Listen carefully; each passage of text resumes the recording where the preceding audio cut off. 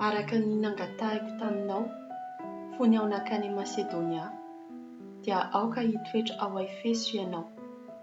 Fa misy olona sasany manao fampianaran-diso ao ka tsy maintsy raranao mba tsy hanao izany.